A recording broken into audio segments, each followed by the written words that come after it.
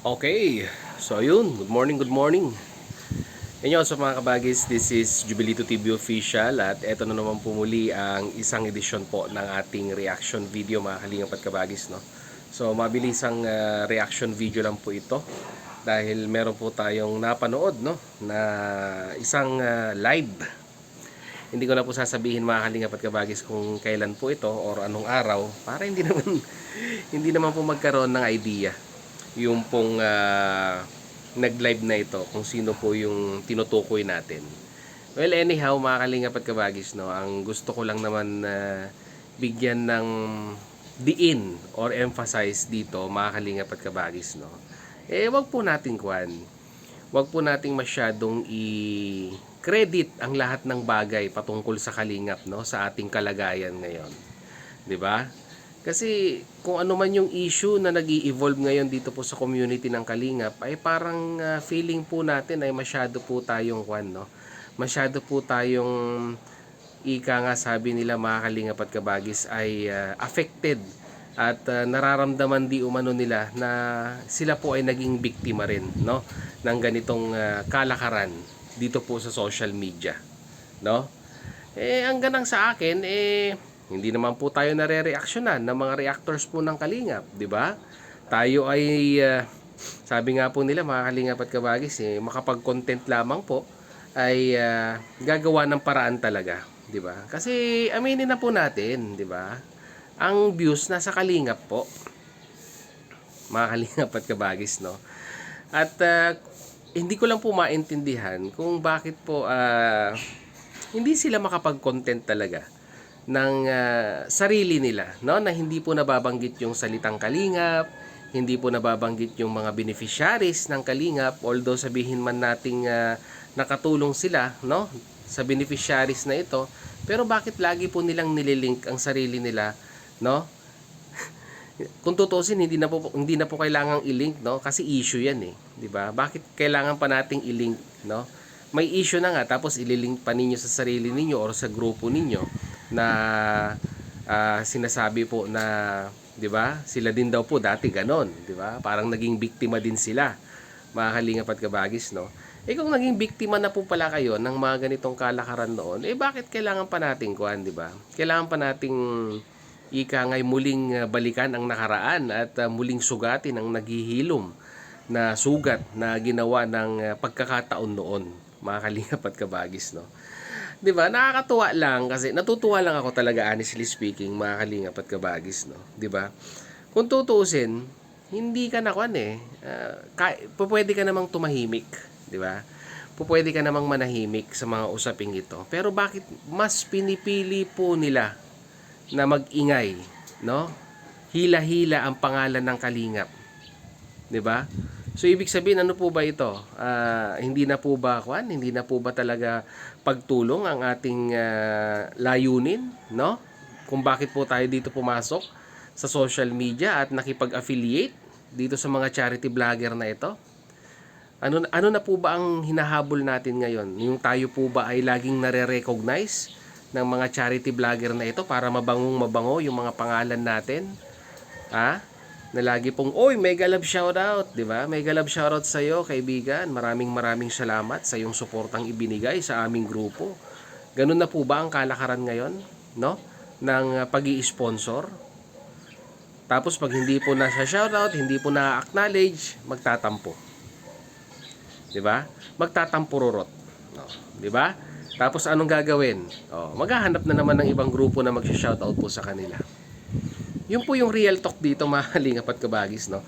Sa mga kalakaran na nangyayari po sa mga kapwa po natin content creator na sabihin na po nating naghahangad, no, ng konting appreciation doon po sa sinusuportahan nila. Mabuti na lamang po, mga Kalingap at kabagis, simulat sa poll, no? Sinabi na po ito ni Kuya Bal, no? Hindi lamang po sa mga reactors, no? Bagko sa mga sponsor. No string attached. 'Di ba? Yan po yung pinakamagandang naging rules ni Kuya Bal Santos Matubang in regards sa mga sponsor. Bakit ko po nasabi, mga Kalingap at kabagis, no? Kasi 'di ba, no string attached pag nagkaroon po ng problema or nagkaroon po ng issue, 'di ba? Hindi po magkakaroon ng mga ganitong mga ganitong usapin, 'di ba, ng mga ganitong tampuhan. Tapos aalis, babalik. 'Di po ba mga Kalingap at Kabagis, no? Nakakalungkot lang talaga, nakakalungkot lang na dati sinasabi po nila na ang programa, ang mandato nila is makatulong dun sa charity vlogger. Tapos nung nakapasok na po, paunti-unti sasabihin nila, no? 'Di ba? Dapat ganito ang gawin natin sa beneficiaries. Ipinanghimasukan na yung programa ng Kalingap, mga Kalingap at Kabagis. Yun po yung kondon, yun po yung real talk doon.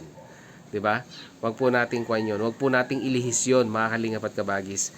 Yun po yung real talk doon. Kaya ang ganang sa akin lang, kung meron mang nagbanggit, 'di ba?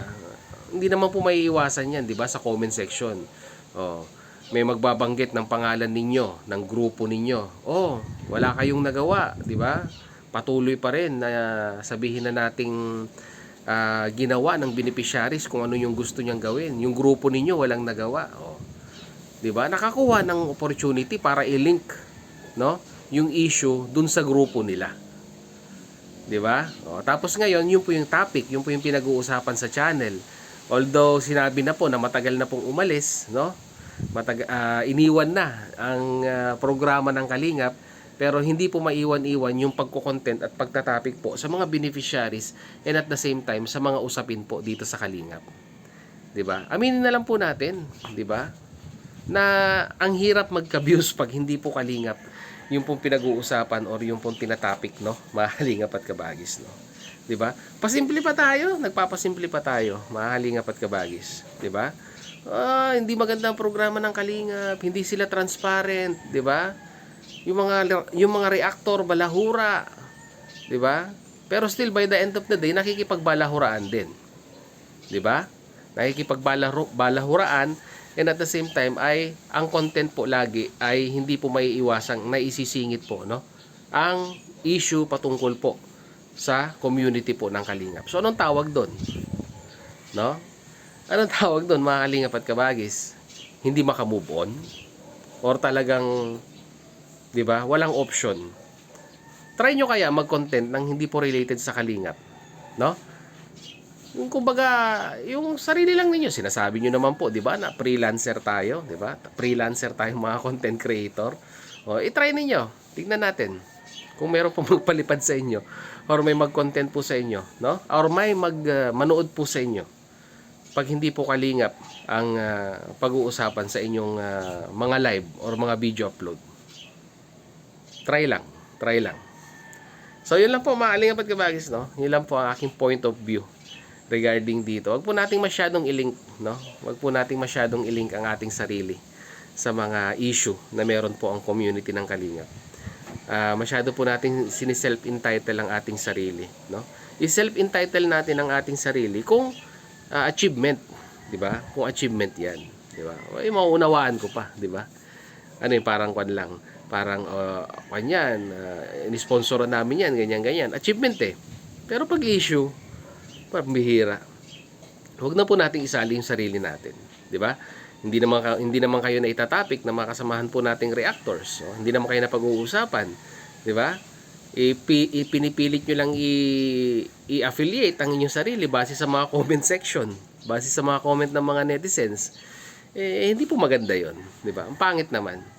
Kung ikaw na matagal nang nakasubaybay sa Kalingap at matagal nang di ba, nakasupport sa Kalingap, tapos mapapanood mo yung mga ganitong individual, mararamdaman mo po sa sarili mo na there's something fishy about this individual.